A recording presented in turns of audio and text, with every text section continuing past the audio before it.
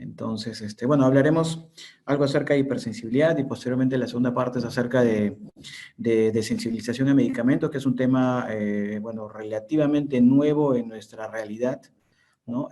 Sin embargo, se utiliza ampliamente fuera del país, ¿no? Ya, bueno, ya les voy a comentar acerca de en qué consiste, ¿no? Entonces, con respecto a hipersensibilidad, bueno, recordar que hay algunos nombres de algunos médicos, científicos, ¿no? Que han ido acuñando algunas palabras que vamos a usar. Por ejemplo, la palabra alergia, ¿no? Fue acuñada por von Pirquet, ¿no? En el año 1906. Básicamente, él acuñó esta palabra como una respuesta inflamatoria inmune que es perjudicial para el hospedero. Esto lo observó él porque las personas que recibían la vacuna contra viruela en esa época, pues la segunda dosis que recibían la vacuna, pues presentaba algún tipo de reacción distinta, ¿no? Entonces, él acuñó este término, porque ale significa otro, ¿no? Y ergón, otra reacción, ¿no? Está en griego, ¿no? Entonces, es de ahí donde sale la palabra alergia, ¿no? Y él fue el que la acuñó. Posteriormente también existe otro médico, ¿no? Este médico francés, si no me equivoco, Robert Richard, ¿no? Junto con su colaborador Paul Portier, que en 1902 incluso ganaron el premio Nobel por sus estudios sobre anafilaxia, ¿no?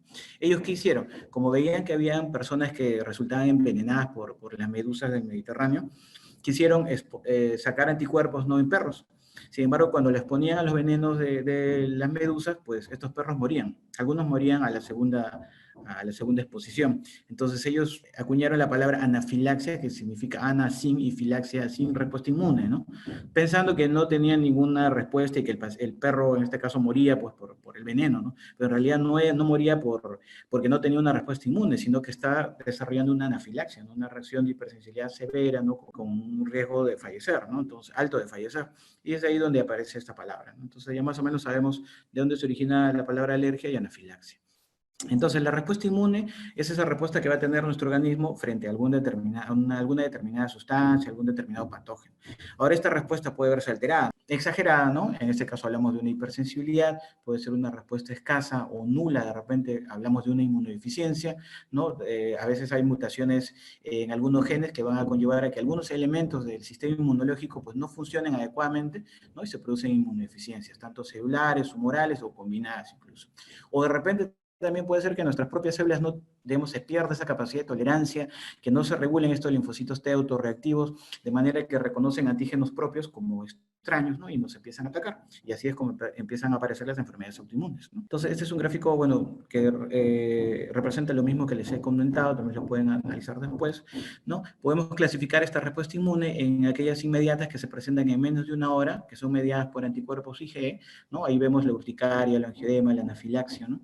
O aquellas respuestas no inmediatas, aquellas que se presentan después de una hora, mediadas básicamente por células T. Hay un montón de enfermedades que la vamos a ver más adelante, ¿no? Entonces, solo para diferenciar, vemos que en mecanismo de la respuesta inmediata, pues está dado básicamente por la producción de inmunoglobulina E, la cual va a sensibilizar a un mastocito, ¿no? Y este mastocito, cuando se produce una segunda exposición, pues va a liberar unas sustancias, unos mediadores preformados, va a fabricar algunos más y va a generar la respuesta alérgica, ¿no? O la respuesta de hipersensibilidad. En el caso de un mecanismo por citotoxicidad, acá no se producen anticuerpos, sino que el daño celular es directo, no es por los linfocitos T citotóxicos. También podemos clasificar esta reacción de acuerdo a la clasificación de Jelly-Combs, que data más o menos de 1960, ¿no? Son 4 tipos, seguramente lo han visto anteriormente. Entonces, son 4 tipos, ¿no? El tipo 1 es aquella mediada por anticuerpos IgE, el tipo 2 o citotóxica mediada por IgG o IgM, ¿no? La tipo 3 mediada por inmunocomplejos, es decir, por la unión de anticuerpos con antígenos, y la tipo 4 mediada por células, ¿no? Entonces, la tipo 4 es la diferencia, ¿no? No es mediada por anticuerpos, ¿no? Entonces, en el tipo 1 vemos que algunos ejemplos son la anafilaxia, la rinitis alérgica, el asma alérgico, la urticaria, la alergia a alimentos o medicamentos. El tipo 2, ¿no? Como es citotóxica, hay daño a nivel de células del sistema inmune. Acá podemos encontrar las citopenias autoinmunes, sea una anemia hemolítica, una trombocitopenia inmune, ¿no? La eritroblastosis fetal también es acá. El tipo 3, al deberse a la interacción de de anticuerpos con antígenos y depósito de estos inmunocomplejos en algunos vasos, puede producir vasculitis, puede afectar algunos órganos, produciendo nefritis, artritis, ¿no? Acá, ¿qué tenemos? Pues tenemos el lupus, la artritis reumatoide, la enfermedad del suero, entre otras, ¿no? Y la tipo 4, ¿no? Que es mediada netamente por células T, CD4, CD8, pues acá hay una activación de estas células, ¿no? Perdón, hay unas células T sensibilizadas que producen citoquinas y activan a los macrófagos, ¿no? Acá hay varias enfermedades muy interesantes, ¿no? Que probablemente, bueno, yo también salí de pregrado de la San Marcos y como que no los tenía muy en claro, no me habían hablado mucho de ellos, no lo había leído. De repente, posteriormente ustedes sí, pero en la época que yo salí no tenía mucho conocimiento de eso. Tal vez los había oído por ahí, pero no había revisado más información. Y ahora les voy a comentar para que tengan ustedes un mayor conocimiento, ¿no? Entonces hablamos de la hipersensibilidad tipo 1, es aquella, ¿no? En la cual juega un papel importante la inmunoglobulina E, ¿no es cierto? Normalmente las personas, dentro de todas las inmunoglobulinas, la IgE es la que tiene un valor más bajo, ¿no? Incluso las personas que no son atópicas pueden tener una IgE elevada por causas como infecciones parasitarias. Sin embargo, las personas atópicas sí tienen mayor cantidad de IgE contra algunos antígenos ambientales comunes que una persona no atópica no va a reaccionar. Ahí al lado derecho ven pólenes de vegetales, medicamentos, ¿no? Algunos venenos de himenópteros, de abeja, avispa, ¿no? Algunos alimentos también, como les menciono. ¿Y qué es lo que pasa? Lo que pasa es que estos antígenos de acá, que les estoy mencionando, pues tienen una actividad enzimática intrínseca. Por ejemplo, los ácaros de polvo van a alterar la integridad de las uniones de las células epiteliales, sobre todo el DERP1 de los ácaros de polvo van a dividir los componentes del complemento en la superficie de la mucosa y los van a activar. Ahora, algunos de ellos tienen la capacidad de funcionar como PAMs, como patrones moleculares asociados a patógenos, y van a desencadenar una respuesta del sistema inmune innato. Es más, estos antígenos no tienen que estar en concentraciones altas, basta que estén en concentraciones bajas y una persona que es sensible, pues te va a sensibilizar esto de acá, ¿no? Una persona atópica, es decir. Entonces va a reaccionar, va a producir una respuesta inflamatoria frente a estas sustancias que normalmente no deberíamos reaccionar. Y acá vemos un gráfico bien interesante de lavas, ¿no? Cómo es que llega el alergeno, ¿no? Es presentado por la célula dendrítica hacia los linfocitos T. Estos linfocitos T van a producir, van a activar a los linfocitos T, ¿no? Productores de interleuquina 4, los cuales van a estimular que los linfocitos B hagan un cambio de isotipo al momento de producir inmunoglobulinas y van a producir inmunoglobulina E. Esta IgE va a unirse a los receptores para IgE en los mastocitos, quedando estos mastocitos sensibilizados. Posteriormente, cuando estos mastocitos tengan o se unan a los alergenos, ¿no? En una segunda exposición, pues estos mastocitos van a degranular, van a liberar algunas sustancias preformadas, ¿no? Por ejemplo, histamina, ¿no? Que van a producir contracción del músculo liso, van a producir vasodilatación, ¿no? Y posteriormente, en una fase tardía, ¿no? Se van a producir citoquinas, que también van a contribuir o empeorar la respuesta inflamatoria, ¿no? Entonces, si le hacemos un zoom al mastocito, pues vemos que en realidad es toda una serie de cascada arriba abajo que va a conllevar a la formación de derivados del ácido araquidónico a través de la fosfolipasa 2, ¿no? Entre ellos los prostaglandinas, los leucotrienos, ¿no? También se va a producir la expresión de genes de citoquinas, ¿no? Con la consiguiente secreción de citoquinas, entre ellas el factor necrosis tumoral alfa, ¿no? También se va a activar la proteína quinasa C y va a facilitar la exocitosis de estos gránulos que están preformados, entre ellos la histamina, ¿no? Entonces, es todo un mecanismo dentro, ¿no? Básicamente, acá se produce una activación, una fosforilación de las tirosina quinasas, ¿no? Y una proteína importante es una proteasa importante es esta de acá, la proteinasa activadora en mitógeno o MAP quinasa, ¿no? Que es la que va a activar, como pueden ver, a todo lo que les estoy mencionando, ¿no? De todo este conjunto de reacciones, pues es que se van a producir mediadores lipídicos, citoquinas, y se van a liberar los gránulos que ya están preformados. Como les mencioné, estos gránulos que ya están preformados, pues se liberan más rápido. En cambio, producir citoquinas, pues demora un poquito más. Por eso es que eso entra en la reacción tardía, ¿no? Ahora, estas sustancias pues tienen alguna función, ¿no? La histamina, vasodilatación, fuga vascular, ¿no es cierto?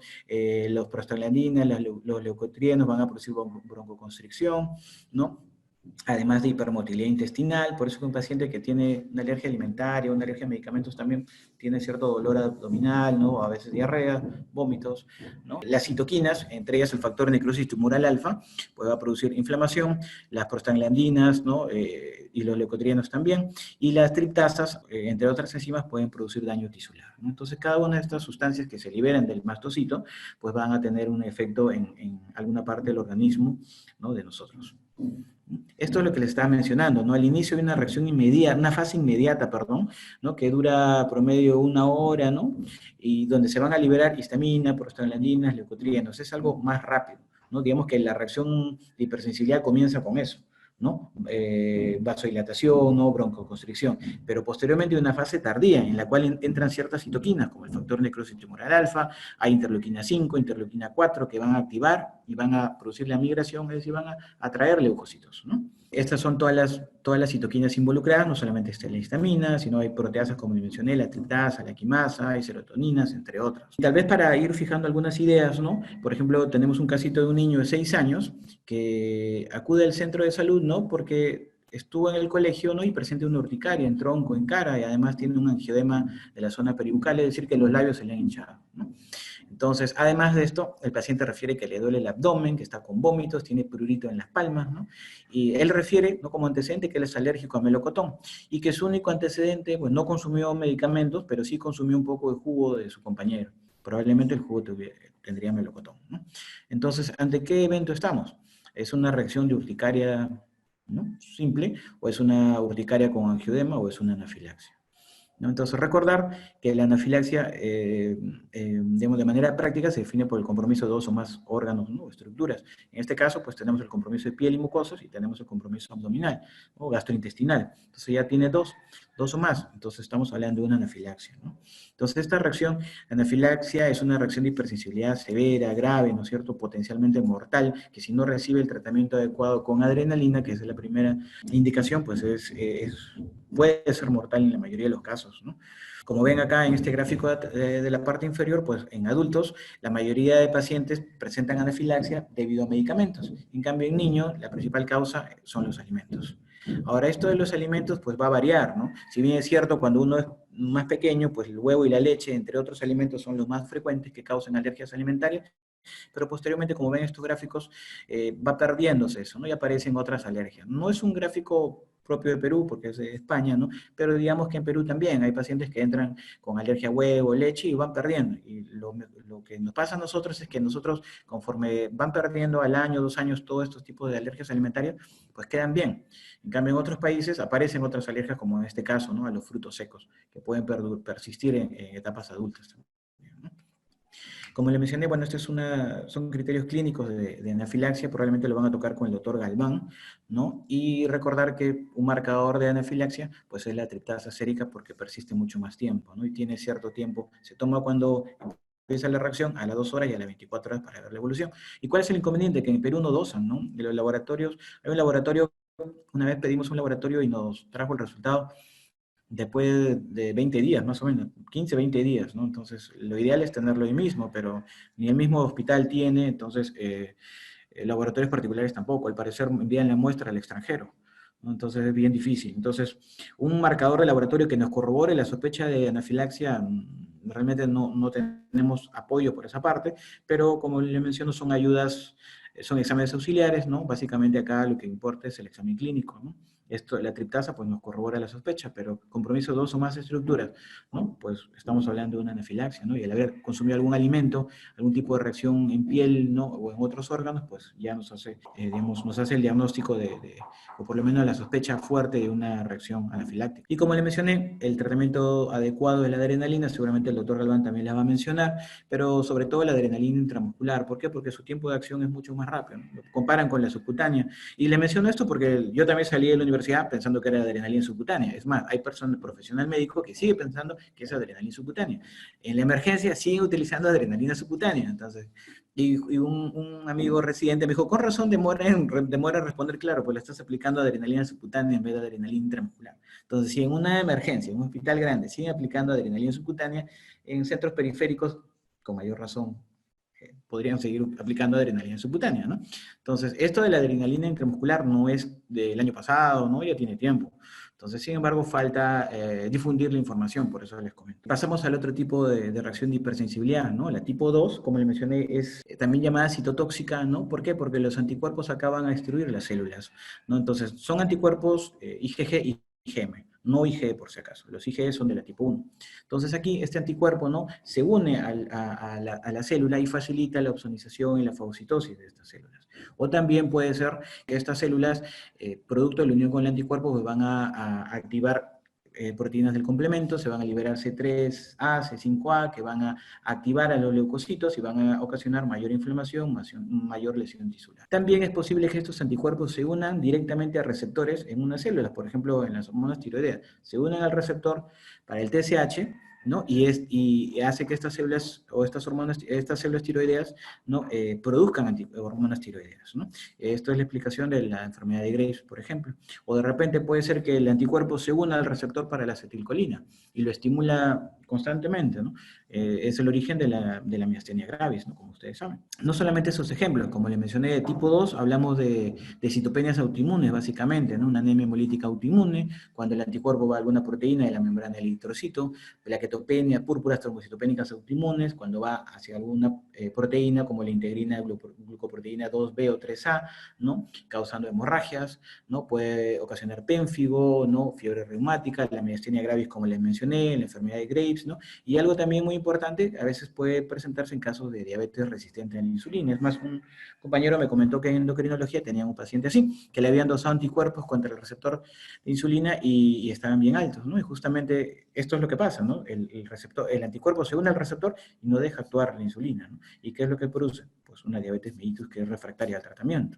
O de repente una anemia perniciosa, el anticuerpo va contra el factor intrínseco y evita, ¿no?, o reduce la absorción de vitamina B12 y produce eritropoiesis anómala, anemia y algunos síntomas neurológicos. Tal vez algo que sí han escuchado, ¿no?, es la aparición de los casos de eritroblastosis fetal o anemia hemolítica recién nacido, ¿no?, que es un ejemplo clásico, ¿no?, como la madre, que es RH negativo, y el producto, que es RH positivo, pues hay un intercambio, ¿no?, de sangre a través de la barrera hematoplacentaria. La madre detecta, las células B de la madre pues detectan estos glóbulos rojos RH positivos, y si bien es cierto, van a producir anticuerpos IgM, pero estos IgM no atraviesan la barrera hematoplacentaria, los que atraviesan son los IgG. Entonces, en el primer embarazo no va a haber problema, ¿no? Pero sí van a quedar células de memoria. Por tanto, en el segundo embarazo es donde ya hay más riesgo. Las células de memoria van a reconocer estos glóbulos rojos RH positivo y van a producir células plasmáticas, pero en este caso sí son IgG. Y estas IgG van a atravesar la barrera hematoplacentaria y se van a destruir los glóbulos rojos del feto, ¿no? Ahora, ¿cómo evitamos eso? A través de los anticuerpos anti-RO, ¿no? Seguramente ya han leído acerca de eso. Y acá hay una fotito del niño recibiendo su fototerapia cuando tiene hiperbilirrubinemia, ¿no? Entonces, ese es un ejemplo clásico también, ¿no es cierto?, de reacción de hipersensibilidad tipo 2. Otro tipo de reacción de hipersensibilidad es la tipo 3. En este caso, este tipo de reacción se debe a la formación de inmunocomplejos, ¿no? El inmunocomplejo me refiero a la unión del anticuerpo con el antígeno, forma el inmunocomplejo. Ahora, estos inmunocomplejos normalmente facilitan la eliminación de algunos antígenos por las células fagocíticas. Eso debería producirse de manera normal. Pero a veces no hay una función correcta de las células fagocíticas, o son demasiados inmunocomplejos, muy grandes, o están muy diseminados y no se llega, o simplemente nuestras células fagocíticas tienen algún problema ahí, ¿no? Alguna mutación, y no produce o no terminan de eliminar por completo estos inmunocomplejos, de manera que, digamos, persisten en algunas zonas, se depositan en algunos órganos, en el endotelio, causando ciertas inflamaciones como una vasculitis, nefritis, artritis, ¿no? Y esto conlleva una inflamación crónica, ¿no? A veces también, digamos, son autoantígenos, ¿eh? En el caso del lupus, por ejemplo, y eliminar un autoantígeno es complicado, entonces genera una inflamación crónica. Ese es el caso del lupus eritematoso sistémico, ¿no? Y es más, estos inmunocomplejos pues van a reclutar mayor componentes, ¿no?, que van a perpetuar la inflamación, como proteína de complemento, neutrófilos. Acá vemos un gráfico, cómo se depositan los inmunocomplejos, va a haber reclutamiento y activación de mayor cantidad de células inflamatorias, entre ellos los neutrófilos, los eosinófilos, los macrófagos, van a liberar especies reactivas de oxígenos, ¿no? Si se depositan en el endotelio va a producir una vasculitis. Es más, estos inmunocomplejos migran a través de las paredes de los capilares y llegan a algunos órganos, como ya mencioné. Pueden llegar al riñón, produciendo artritis, a la articulación artritis o vasculitis. Un ejemplo clásico en este tipo de reacciones pues, es la enfermedad del suero, ¿no?, o la reacción de Artus, ¿no?, que se describió por primera vez en aquellos pacientes que les administraban vacuna contra la difteria, ¿no?, y producían digamos, en la segunda administración, pues producía fiebre, artritis y exantema en el lugar de la administración de de la vacuna, ¿no? Acá vemos un ejemplo, ¿no? Pero este es otro, es por otra sustancia, ¿no? Es una señora de 72 años que le aplican un quimioterápico a la primera dosis, todo muy bien. A los 15 días vuelve para su segunda dosis, ¿no? Y cuando le aplican, pues más o menos a las 3, 4 horas empieza a presentar un eritema, ¿no? Doloroso, ¿no? Hace fiebre, y como ven, la zona central de la lesión está media, más violácea, ¿no? Como que da la impresión que se está necrosando. Y justamente en la reacción Artus, perdón, se produce una reacción necrohemorrágica adentro, ¿no? Es un compromiso o una alteración de una vasculitis también en el fondo. El otro tipo de reacción de hipersensibilidad es la tipo 4, ¿no? A diferencia de las anteriores, esta de acá es mediada netamente por células, ¿no? Y justamente la reacción de tuberculina utiliza este principio, ¿no? La hipersensibilidad tipo 4, que no solamente es ocasionada por Mycobacterium tuberculosis, ¿no? Hay más, Mycobacterium leprae, ¿no? Entre otros. Acá hay dos formas, digamos, de que las células pueden ocasionar lesión tisular. Puede ser una liberación, una inflamación mediada por citoquinas, es decir, el linfocito TC4 libera ciertas citoquinas, activando el macrófago, produciendo mayor citoquinas inflamatorias, con lo consiguiente llega a producir una lesión tisular, ¿no? O de repente puede ser una citotoxicidad mediada por linfocitos TCD8, ¿no es cierto? Con una muerte de la célula y lesión tisular, pero de manera directa. Entonces, hay dos formas, ¿no? Cómo puede producirse este tipo de reacción de hipersensibilidad tipo 4. De todas maneras, esta reacción de hipersensibilidad tipo 4 necesita una fase previa de sensibilización, es decir, esta célula presentadora de antígenos, que no solamente son las células de Langer, ¿no? Puede ser un macrófago, va a llevar estos antígenos a los linfocitos TCD4, los cuales se van a diferenciar en TH1. Una vez que este TH1 ya está sensibilizado, pues interacciona con un macrófago que está en reposo y lo activa. Y este macrófago activado nuevamente vuelve a presentar, actúa como célula presentadora de antígeno y nuevamente interacciona con linfocitos TCD4. Y nuevamente se perpetúa todo este ciclo, ¿no? Entonces necesita de todas maneras de una sensibilización previa y posteriormente de una fase efectora. Entonces es por eso que las reacciones tardías, pues como su nombre dice, son tardías, demoran un poquito más en establecerse, ¿no? Y dentro de este grupo de reacciones tardías, pues hay 4 subgrupos más, ¿no? Que a mí en la universidad tampoco me habían mencionado. Yo quedé en tipo 4 y tenía la idea que solo era dermatitis de contacto, ¿no? Entonces, de repente ustedes también están con esa idea o de repente ya les comentaron más. Entonces, acá hay patologías muy interesantes, la mayoría relacionadas a medicamentos, ¿no? Por ejemplo, en la tipo 4A, ¿no? La célula principal es el macrófago activado, ¿no? Acá un ejemplo clásico es la reacción de tuberculina y una dermatitis de contacto. En la tipo 4B, ¿no? La célula principal son los eosinófilos, acá la rinitis alérgica crónica, perdón, el asma crónico, y no olvidarse el DRES, ¿no? Que es la reacción medicamentosa con eosinofilia y síntomas sistémicos. ¿Ya? El DRES, porque vean que la célula es eosinófilos, ¿no? Y en el DRES hay bastantes eosinófilos, para que no se olviden. ¿Ya? Y es debido, como vamos a ver, a varios medicamentos, ¿no? Ahorita lo vamos a ver en la siguiente diapositiva. La tipo 4C es muy importante también porque acá la célula principal son los linfocitos T. Y estos linfocitos T, pues además de producir una dermatitis de contacto, ¿no? Acá están, dentro de esta clasificación, de esta subclasificación están el Steven Johnson y la necrólisis epidérmica tóxica, que son dos patologías muy serias. Básicamente se diferencian en la extensión. Un Steven Johnson en promedio 10% de compromiso de las lesiones, mientras un NET de 30 para arriba, ¿no? Incluso hay entre 10 y 30% que se sobreponen, ya hablamos de un overlap Steven Johnson-NET, ¿no? Entonces, ya también lo vamos a ver más adelante. Y en el tipo 4D, acá juega un rol muy importante los neutrófilos, ¿no? Acá tenemos como ejemplo clásico la postulosis exantemática generalizada aguda, ¿no? Vemos un ejemplo, ya para que no se olviden. Es una mujer de 20 años, ¿no? Que tiene antecedente de epilepsia, ¿no? Y tomaba carbamazepina. Sin embargo, como mejoró con el tratamiento y dejó de presentar crisis, pues se le suspendió, ¿no? Y nuevamente la paciente presenta convulsiones tónico-clónicas, por tal motivo le inician fenitoína, ¿no? A las 3 semanas, ¿no? Ya hay este antecedente, le dan un medicamento, al tiempo, a las 3 semanas, pues empieza a hacer fiebre, ¿no? Hay pápulas, ¿no? En tronco, extremidades, hay prurito, hay rubicundez, ¿no? Asociada a prurito, hay dolor al orinar, dificultad para deglutir, ¿no? Pensaron en un primer momento que se trataba de una escarlatina, le dieron tratamiento, pero no hubo mejoría, ¿no? Finalmente acude a emergencia porque persiste con los síntomas.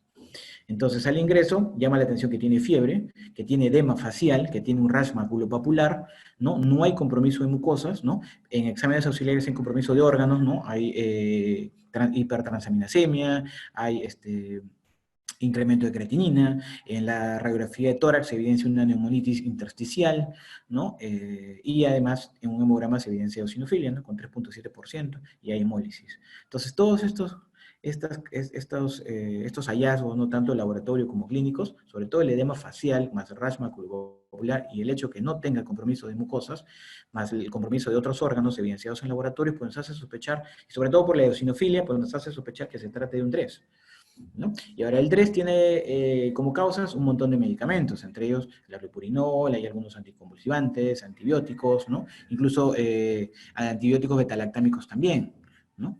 Entonces, en general, ¿no? Pero también puede ser causado por medicamentos antituberculosos, por ejemplo, que hemos tenido varios casos de pacientes en el hospital que son pacientes con tuberculosis, mientras que están tomando los medicamentos, pues hacen DRES, ¿no? Es un problema porque hay que cambiarle la medicación, y el hecho mismo de que tengan, que estén actualmente con una tuberculosis activa, como que les predispone a reaccionar con otros medicamentos, ¿no?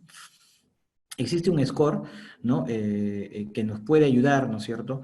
Más o menos sospechar, ¿no? No es un score definitivo que te dice esto es sí o sí en ese momento, ¿no? Sino que tú lo puedes utilizar para ver a retrospectivo, ¿no? Porque en un inicio de repente tú tienes 2, 3 puntos, porque tu eritema, ¿no? Tu compromiso cutáneo, pues no es tan extenso. Pero el tercer o cuarto día ves que ya compromete más del 50% y aumenta tu puntaje. Entonces, si bien cierto, en un momento te puede salir de repente posible, pero de repente más adelante ya estás en 7, 8 puntos y te sale definitivo, más de 6 puntos, ¿no? Entonces, te sirve no como un diagnóstico en ese momento, ¿no? Pero los hallazgos clínicos, los hallazgos de laboratorio ya te hacen sospechar. Con un score probable o posible, pues tienes que seguirle monitorizando al paciente para que veas. Una vez tuvimos un paciente así, que nos salía posible, y a los 2 días nuevamente voy a calcularle el score, ya tenía ya tenía eosinofilia, tenía linfocitos atípicos, cuando la fiebre sí la presentaba, las lesiones cutáneas pues eran más extensas, ¿no? Entonces con todo eso pues ya llegaba a más de 6. Entonces no es que en ese momento este score para DRES, el registrar para DRES te vaya a diagnosticar 100% el DRES en ese momento, ¿no? Te sirve sobre todo para ver a retrospectiva y cómo vas evolucionando, porque más adelante el score puede aumentar el puntaje y ya te sirve, pues, con mayor certeza, te dice más de 6 puntos y tú con tus hallazgos clínicos de laboratorio ya lo habías ido diagnosticando, ¿no? ¿No? Vemos acá las imágenes, ¿no? De ese paciente, no hay compromiso en mucosas, pero sí compromiso de piel, ¿no? Eritema, el paciente empieza a descamar, ¿no? Y felizmente evoluciona favorablemente. Ya, este es otro caso clínico, un poco distinto al anterior. Es un niño de 9 años que hace un rash generalizado, ¿no? Y su único antecedente fue que tuvo cefalea y que su hermano le da una pastillita que tenía la mamá en su cartera, ¿no? Y al día siguiente amanece con ampollas generalizadas, tenía fiebre, había dificultad para orinar, estaba encefalopático, ¿no? Y tenía poco apetito, ¿no? Entonces, en este caso, el niño del examen físico tenía ampollas, tenía unas flictenas, ¿no? Sobre todo en la cara, en la mucosa oral, en la mucosa conjuntival y en los genitales. Y además estaba deshidratado, ¿no? Vemos acá las fotos, ¿no? Entonces, en este caso, pues son lesiones distintas a las otras, ¿no? Se han formado ampollas, ¿no? Gigantes, y el niño ha perdido, digamos, esa integridad de la piel, ¿no? Parece un gran quemado, ¿no? Para que no se olviden, un gran quemado. Se deshidrata y es más, el manejo es como un gran quemado, ¿no? En este caso se trata de un NET, por compromiso extenso de la piel y por el compromiso de las mucosas también, ¿no? Felizmente el niño mejoró, ¿no? Los 20 días pues evolucionó favorablemente. No tuvo suerte, por el que algunos casos hemos tenido, como esta niñita, ¿no? Que uno diría, ¿qué va a reaccionar con paracetamol, ¿no? ¿Qué va a reaccionar con amoxicilina? Ya, ella sí hizo NET con alguno de los dos medicamentos porque fue lo único que consumió para una faringitis. ¿Cuál habrá sido? Nunca lo supimos porque lamentablemente la niña falleció. Además, cuando hay unas reacciones cutáneas severas, pues hacerle pruebas cutáneas, exponerle el medicamento ya es innecesario, ¿no? Porque uno, que hay un riesgo tremendo, ¿no? Y dos, ya para qué, si ya tenía una reacción severa, simplemente bloqueados esos medicamentos de por vida. El Steven Johnson y el NET, pues son dos reacciones cutáneas severas, como le mencioné, ambas tienen algunos medicamentos en común, comparten algunos medicamentos, o están asociados a algunos medicamentos en común junto con el 3, como pueden ver, hay lopurinola, hay anticonvulsivantes, hay AINES, hay mayor cantidad de antibióticos, incluso hasta corticoides en algunos casos, inhibidores de bombas de protones también. Entonces, en realidad, los medicamentos pueden variar de alguna realidad a otra, ¿no? De acuerdo a la exposición que hayamos tenido, ¿no? En este caso existe el Scorten, que sí en este caso nos ayuda a valorar la severidad, ¿no? A diferencia del DRES, sí la severidad y también la mortalidad. un puntaje mayor de 5, pues nos sale una mortalidad del 90%, ¿no? Y como les mencioné, pues es una reacción cutánea severa, con compromiso de mucosas, ¿no? Es básicamente como un gran quemado, y el tratamiento de estos pacientes, pues es en la UCI, ¿no? Hay algunas características en común, ¿no? Que tienen básicamente la exposición a un medicamento y el tiempo, ¿no? Generalmente el 3 promedio de los 14 días te pueden aparecer las lesiones. En cambio, el Steven Johnson, el NET, puede ser desde 4 hasta 21 días, ¿no? Los síntomas, por ahí también algunos similares, ¿no? Pero básicamente el compromiso, ¿no es cierto?, de las mucosas es lo que nos diferencia el DRES de un Steven Johnson o de un NET. Y ahora entre el Steven Johnson y el NET es básicamente la extensión, como les mencioné, ¿no? Porque el manejo también es el mismo, ¿no? Y obviamente pues tiene mayor riesgo, mayor mortalidad que un DRES. Ahora ustedes dirán, ¿pero por qué, no? ¿Por qué algunos sí, algunos no? Justamente hay cierta predisposición genética, hay algunos HLA, ¿no? Que, digamos, que nos predisponen a reaccionar a algunos medicamentos, ¿no?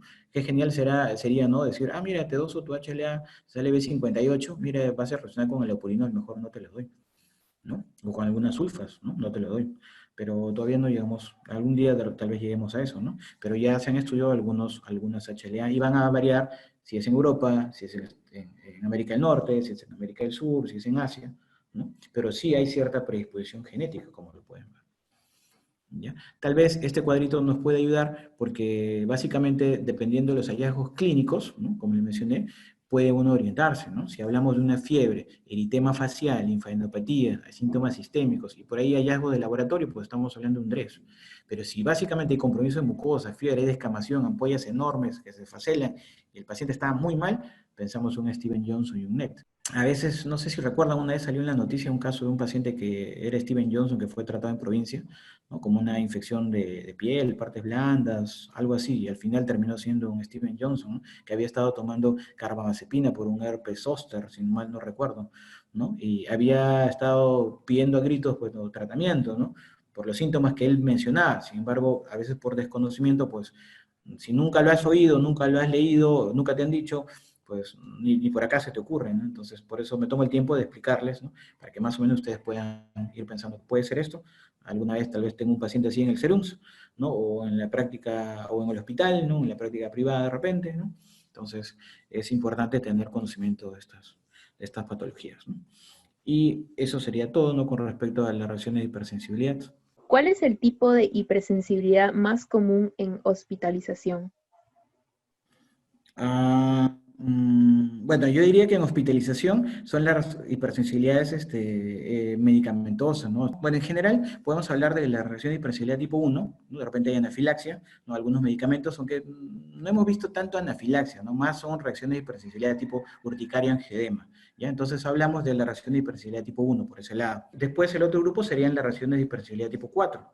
Allí lo que más hemos visto son las 4B y las 4C. Pero entre ambas, pues la 4B y los DRES son los que vemos más frecuentemente, ¿ya? Pero hablamos que estas serían las reacciones más serias. Entonces, no olvidar, la urticaria angedema por algunos medicamentos, sea antibióticos, AINES, ¿no? De repente por ahí una que otra anafilaxia, ¿no? Y dentro del 4, el 4B y el 4C.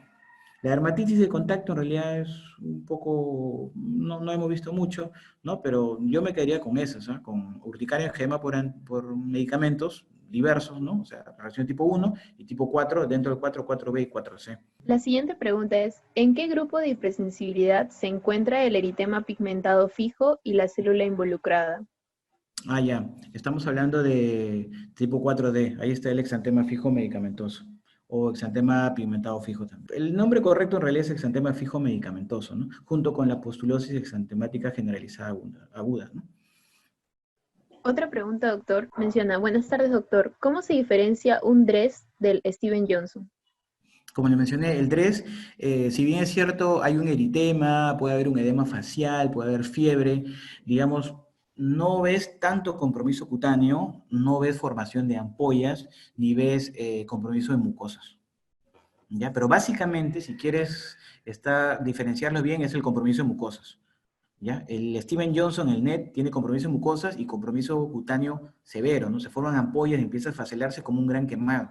Mientras que el DRES tiene enrojecimiento, puede haber tal vez por ahí una que otra ampollita, pero te respeta la mucosa oral. Puede haber compromiso de pulmón, riñón, corazón, ojo, cerebro, ¿no? Pero no es tan marcado o tan severo el cuadro como un Steven Johnson o un NET. Sin embargo, no puede decir, ah, es un 3, esto va a pasar. No, también tienes que tener cuidado y monitorizarle las enzimas hepáticas, la función renal. Hemos tenido casos de pacientes así, ¿no? Que llegan, bueno, sí es un 3, ¿no? Aparentemente, bueno, es un 3, ¿no? Le sacamos su score y todo, pero no tiene mucha hipertransaminasemia, su función renal está levemente elevada, ¿no? Pero mientras que lo sigamos observando al paciente cada 48 horas, le tomamos sus exámenes, vimos que llegan hasta un pico de transaminasas, igual la función renal, ¿no? Y desde ahí empieza a bajar. Entonces, mientras que esa elevación de transaminasa siga subiendo y no baje, pues tú no puedes decir, ah, sí, es un 3, fácilmente va a pasar, ¿no? Entonces, tampoco es que el 3 no es tan severo como el Steven Johnson, el NET, y ya, bueno, sí, ¿no? Sí va a pasarle sí o sí, ¿no?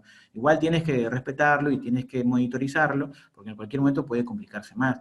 Es más, en esta situación de reacciones cutáneas tardías, pues utilizar algún otro medicamento, pues a veces nos ha pasado, por ejemplo, que una vez llegó una señora que le habían estado tratando por una ITU en un hospital, le pusieron ceftriaxona, hace un exantema. Le ponen, dicen, bueno, mira, alérgico a betalactámicos, hay que utilizar quinolonas. Al día siguiente le ponen ciprofloxacino, exantema.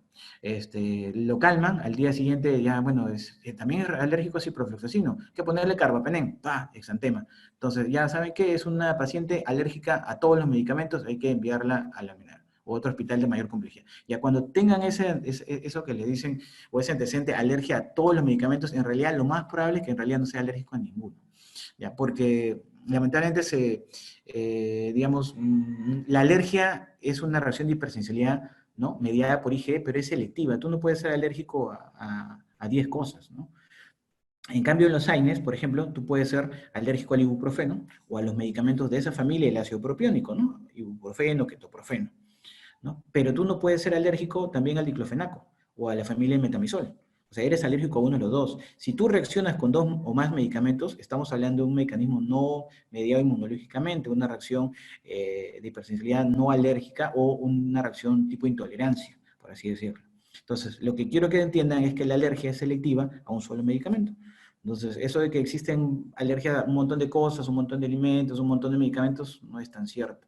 Bueno, yo me he desviado un poco del tema, pero esa idea, ese concepto también quiero que se lo lleven, porque yo también salí de la universidad diciendo, bueno, la alergia yo no sabía qué cosa es, qué sería intolerancia, ¿no? Para mí es alérgico a todos los AINES, pero está mal. O sea, es alérgico a todos los AINES entre comillas. En realidad lo que es un paciente intolerante. Tiene un problema en el metabolismo de la ciclooxigenasa, de la lipoxigenasa, que va a hacer que el paciente produzca mayor cantidad de leucotrienos y va a reaccionar. Y puede ser un cuadro similar a una reacción alérgica, pero no es una reacción alérgica en sí. Entonces tiene que tener en claro que si reacciona a 2 o más AINES, es un paciente que tiene una intolerancia, no una alergia a AINES. Es distinto a los medicamentos, ¿no? Los pacientes que son alérgicos a las penicilinas, en general pueden ser alérgicos a todos los betalactámicos, dependiendo de algunas pruebas que se le pueda hacer, o de repente solamente comparte alguna cadena lateral y solamente son aminopenicilinas, ¿no? O de repente solamente algún betalactámico por ahí, pero no en general a todos. Entonces es cuestión de ir analizando cada situación. Pero llévense esa idea, alergia solamente a una familia o un solo grupo de medicamentos. Si son más, en el caso de los AINES estamos hablando de intolerancia. No existe eso de que soy alérgico a un montón de medicamentos o un montón de alimentos. Hay intolerancia alimentaria también, así como también hay alergia alimentaria también. Entonces, son conceptos distintos, ¿no? Pregunta, doctor, buenas tardes. ¿Podría haber casos de alergia sin ver la elevación de inmunoglobulina E y eosinófilos? Bueno, ¿alergia a qué? En realidad, la IgE, digamos, la IgE total no te dice que seas alérgico a algo, ¿no? Como le mencioné, puede ser que tu IgE esté normal o puede ser que tu IgE esté un poquito elevado y no necesariamente tú seas alérgico a algún medicamento. Está mal a veces pensar, no, hice un rash después que me pusieron ceftriaxona. Pídele hemograma y pídele IgE. El IgE te puede salir normal, te puede salir de repente un poquito elevado y de repente no es por eso. O sea, no es específico y la IgE no te diagnostica alergia y tampoco los eosinófilos elevados, ¿no? Pero es un hallazgo, ¿no? Que puedes encontrar. Pero no es que yo encuentro IgE elevado, eosinófilos elevados, allá alérgica, ¿no? Tu alergia o tu diagnóstico de alergia tú lo haces básicamente con tu cuadro clínico, con el antecedente, qué medicamento consumió, qué reacciones tuvo, si fueron lesiones inmediatas, ¿no? Manifestaciones inmediatas, hablamos de urticaria, angedema, o una anafilaxia, o fueron reacciones tardías, de repente un exantema maculopapular, un exantema fijo medicamentoso, puede ser una postulosis exantemática generalizada aguda, un DRESS, un Steven Jones, un NET, una dermatitis de contacto, cosas así. Entonces, no es una forma de diagnosticar con hemograma ni con IgE total, ¿entiendes? Ahora que tú de repente seas un paciente atópico, ¿no? Y que tengas tu rinitis alérgica o tu asma alérgico y que por ahí tengas una IgE específica para algún determinado alérgeno, claro, pero una IgE total, que es lo que generalmente se dosa, no quiere decir que, a veces te llegan pacientes así, ¿no? Con 500, con 300, 400 de IgE y dicen, doctor, vengo porque mi hijo tiene una IgE elevada y me han dicho que es alérgico. Pero en realidad tú le preguntas, indagas y el niño nunca ha estornudado, nunca ha tenido rinitis cuando ha estado expuesto a ácaro de polvo doméstico, a lugares húmedos, nada, es recontra tranquilo, ¿no? Entonces, ¿qué es lo que tiene? De repente tiene una parasitosis, ¿no? Entonces, lo que quiero que tengan en claro es que la IgE elevada, ¿no? O un hallazgo de laboratorio tipo IgE elevada o un eosinófilos elevado, pues no necesariamente te indica que sea un paciente alérgico. Tienes que ver la parte clínica y ayudarte con algunos exámenes de laboratorio, no al revés. Consulta, doctor, ¿todas las reacciones de hipersensibilidad se pueden tratar con adrenalina? No, como le mencioné, la adrenalina es la principal indicación o la primera línea de tratamiento en el caso de anafilaxia, ¿no? ¿Por qué? Porque justamente la anafilaxia es una reacción de hipersensibilidad tipo 1, mediada por IgE, pero actualmente ese concepto de IgE, mediado por IgE, también ha cambiado, porque en realidad no solamente es IgE, porque, por ejemplo, en los quimioterápicos, muchos medicamentos quimioterápicos, cuando uno hace una desensibilización, pues produce u ocasiona liberación de citoquinas, y esta liberación de citoquinas te puede producir un cuadro de anafilaxia, igualito, pero no es mediado por IgE. Entonces, ese concepto de que solamente la anafilaxia es mediada por IgE también cambia o está cambiando, ¿no? Entonces, a la pregunta es, la adrenalina es la primera indicación en el caso de anafilaxia.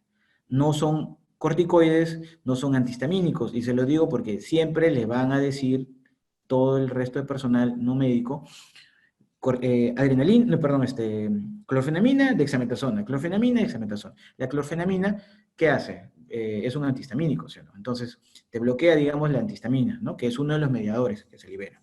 Ya. ¿El corticoide para qué te sirve? Justamente para evitar, ¿no?, la acción de las citoquinas, ¿no?, que aparecen en una fase tardía, ¿no? Entonces, si tú tienes, digamos, una liberación muy marcada de histamina, pues vas a hacer vasodilatación. Ahora, ¿cómo solucionas tú la vasodilatación? Con el antihistamínico no vas a revertir la vasodilatación. ¿Y qué te mata en la anafilaxia? La vasodilatación sistémica. ¿Y con qué lo vas a parar? No lo paras o no lo reviertes con corticoides, si le pongas 1 litro de dexametasona, 1 litro de histamina, perdón, de antihistamínico, no lo vas a solucionar. Tu única solución en ese caso sería adrenalina. Que de repente por ahí tuviste un cuadro, bueno, y dijiste, pero fue al final una anafilaxia, ¿no? Y nunca le puse, ¿no? De repente tuvo mucha suerte el paciente, ¿no? Pero la primera indicación es que en el caso de anafilaxia tú le des adrenalina, que es la única que te va a revertir, ¿no?, la vasodilatación sistémica, que es lo que te termina matando, porque haces hipotensión, te chocas y mueres. Ahora, no piensen también de que la anafilaxia tiene una secuencia. No es que primero me pongo rojo, me salen ronchas, me falta el aire y después recién hago vasodilatación y me hipotenso y me choco. No, no, no. A veces hay cuadros en que no tienes ninguna lesión cutánea. De frente estás haciendo vasodilatación y justamente esos son predictores de severidad, que vas a hacer un cuadro mucho más severo, porque de frente te vas a la hipotensión. ¿Ya? Y después recién cuando ya estás chocado, ¿no? Y todo, recién te pones rojo, te salen ronchas, cosas así. Entonces también no piensen que es una secuencia, porque yo también pensaba que era una secuencia, ¿no? Piel, ¿no? Pulmón, de repente le doy el abdomen y de ahí recién va a ser hipotensión y se va a chocar, sí, sí es una anafilaxia. No, no, no. De repente no tiene ninguna manifestación, nada más que la presión que va bajando. Se choca y ¡tin! Suena el monitor, murió. Entonces, no es una secuencia, por si acaso. Y el tratamiento de elección, como le menciono, es adrenalina en el caso de anafilaxia, ¿ya? Solo en el caso de anafilaxia, que es un tipo de reacción de hipersensibilidad tipo 1, No estoy hablando de tipo 2, ni tipo 3, ni tipo 4, solo de tipo 1. No vayan a pensar que la adrenalina se le tiene que poner al Dres, o al Steven Johnson, o al NET, ¿ya? Pero buenas tardes. ¿Podría haber casos de eosinofilia moderada mediada por inmunoglobulina E en recién nacidos? Bueno, lo que sí hay es algunas inmunodeficiencias que al momento del nacimiento, pues, deben de nacer con ciertos estigmas también, ¿no? Por ejemplo, los pacientes que tienen hiper IgE, ¿no? O síndrome Netterton, ¿no? Que son algunas inmunodeficiencias, nacen ya con ciertas lesiones cutáneas, tipo una dermatitis muy marcada, ¿no es cierto? Y le encuentras IgE elevado, ¿no? Incluso algunos pacientitos justamente nos envían las interconsultas porque tienen eosinofilia, tienen IgE elevado, ¿no? Tienen dermatitis por ahí de difícil tratamiento, ¿no? Entonces ya lo envían con una sospecha, ¿no? De repente tiene algún rasgo facial anormal, ¿no? Un paladar hendido, de repente tiene una escoliosis, ¿no? Retención dentaria, cosas así, ¿no? Entonces por ahí empieza la sospecha, ¿ya? Pero ahí estamos hablando no reacciones de hipersensibilidad, sino de algunos cuadros de inmunodeficiencias, ¿ya? Y se tendría que ver también los antecedentes familiares, por ahí a veces hay, ese es otro tema, ¿no? Las inmunodeficiencias también es otro tema, creo que también está incluido, si mal no he visto, ver los antecedentes familiares, a veces antecedentes de que murió un hermano, un familiar a edades tempranas, de repente en el parto tuvieron complicaciones, tuvieron infecciones, nació el niño, se le necrosó el cordón, hubo una onfalitis, ¿no? O reacciona, digamos, de una manera exagerada a la BCG, una BCGitis, ¿no? O tiene infecciones a repetición desde pequeño. Todos son signos de alarma de un paciente que probablemente tenga una inmunodeficiencia. Entonces, ese IgE elevado, esos eosinófilos elevados, junto tal vez con algunas lesiones dérmicas, podrían, ¿no? Estar relacionadas con alguna inmunodeficiencia de fondo. ¿Cuánto tiempo debemos esperar para saber si la adrenalina hizo efecto ante un shock anafiláctico? Y en caso no responda el paciente, ¿cuál sería la otra medida a seguir? Ah, ya. Bueno, en realidad la acción, como ustedes han visto, pues empieza a actuar rápido, ¿no? Sobre todo la adrenalina intramuscular, promedio de 10 minutos. En realidad, si no responde, a los 5 minutos le puedes aplicar otra vez hasta unas 3 dosis en caso de adrenalina, ¿no? En la UCI probablemente, pero adrenalina intramuscular, ¿ya? Y lo puedes repetir. 0.5 cc, o sea, ¿no? De 0.3 cc hasta 0.5 cc.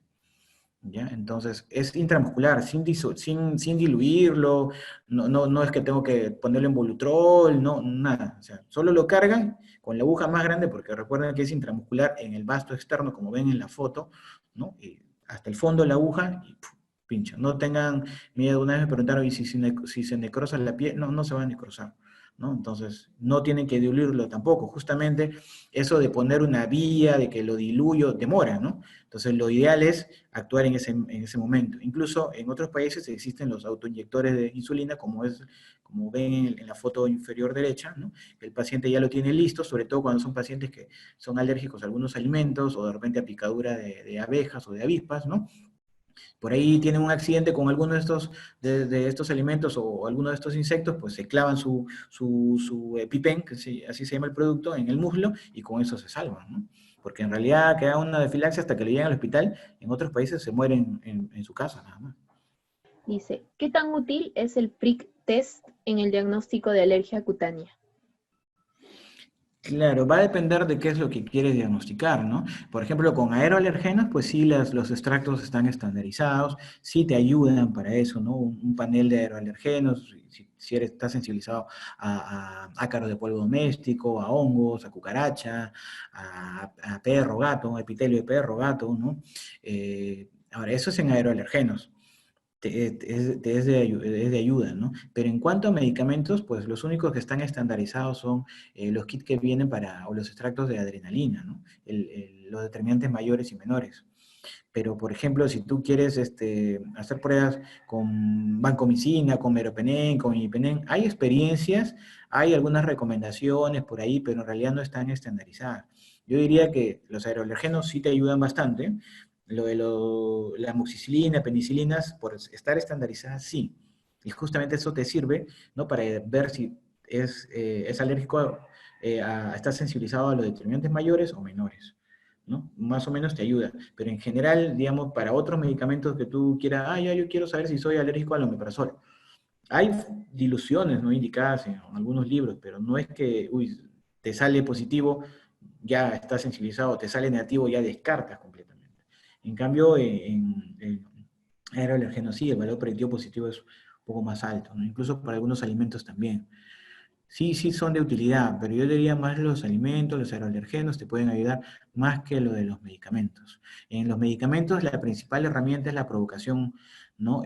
O la exposición controlada, ¿no? Es decir, le das el medicamento vía oral o vía endovenosa, bueno, dependiendo de cómo tuvo la reacción, si fue vía oral o endovenosa. En cambio, en aeroalergenos, ¿no? Puede haber pruebas cutáneas, a veces no son concluyentes, basta una exposición nasal, ¿no?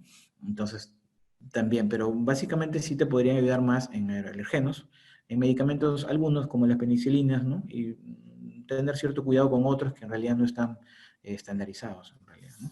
Preda, el cual pregunta, ¿podría decir a grosso modo cómo se tratan estas hipersensibilidades? Ya. Bueno, en general, varía un poquito, ¿ya? Pero si estamos hablando, me imagino que se refieren a la tipo 4, ¿no? Porque son las más severas, me imagino que se refieren a eso. Porque la tipo 1, pues básicamente, el tipo 4, si tenemos el antecedente de haber utilizado un medicamento, ¿qué es lo primero? Que vas a tener que retirar el medicamento, ¿no? El 3 es básicamente monitorear tus parámetros de laboratorio, hidratar al paciente, ¿no?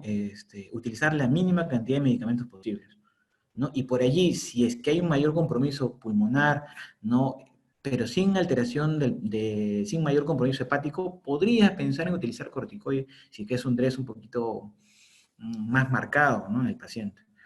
Pero en realidad lo de los corticoides, si estás viendo que tiene una lesión hepática, una hipertransaminasemia, utilizar corticoides en ese paciente es un poquito riesgoso, ¿ya? Pero si tuviera compromiso renal, compromiso pulmonar y su perfil hepático está normal, pues puedes utilizar corticoides allí. Ahora, si es un Steven Johnson, un NET, ahí sí está indicado utilizar inmunoglobulinas, ¿ya? Suspender también los medicamentos, ¿no? El paciente va a estar en una unidad de cuidados intensivos, ¿no? Es tratado con un gran quemado, hay que hidratarlo, depende de medicación antibiótica, ¿no? Y básicamente allí en ese paciente, pues inmunoglobulinas, ¿no? Lizzy Becerra, que pregunta, y en el caso de que se dé tolerancia, ¿cuál es el tratamiento o qué se puede hacer con el paciente? Que se dé tolerancia. No, no lo entiendo muy bien. O sea, bueno, si el paciente, por ejemplo, si tú le haces pruebas cutáneas a un paciente, tienes dos opciones, o te sale positivo o te sale negativo. Que te salga positivo puede decir que estás sensibilizado, ¿no? Y que te salga negativo puede decir, no está sensibilizado o de repente tomó algún medicamento que está bloqueando la respuesta, ¿no? A veces tienes pruebas cutáneas positivas para un aeroalergeno, pero el paciente te dice, no, yo barro mi casa, limpio, me pongo a mi perro, ¿no? Y justo tiene prueba cutánea positiva para perro, para ácaro de polvo doméstico, pero no me pasa nada. En ese caso puedes hablar de tolerancia, lo toleraste. Tienes pruebas cutáneas positivas, pero lo toleras. O de repente puedes tener pruebas cutáneas negativas, pero dices, pero doctor, mi perro está a 2 metros y yo estoy estornudando. ¿No? Entonces, pero tus pruebas cutáneas todavía no siguen saliendo negativas. O estás tomando un medicamento, o de repente todavía estás en esa fase, ¿no? De ventana que todavía no expresas en piel esa reacción, ¿no? Entonces, me imagino que se refiere a esa tolerancia, ¿no? A que tus pruebas cutáneas son positivas, pero te expones a ese determinado alergeno y lo toleras, no haces más reacción o más manifestaciones clínicas. Gracias. No, Y más bien gracias a ustedes, ¿no? Por la invitación anual.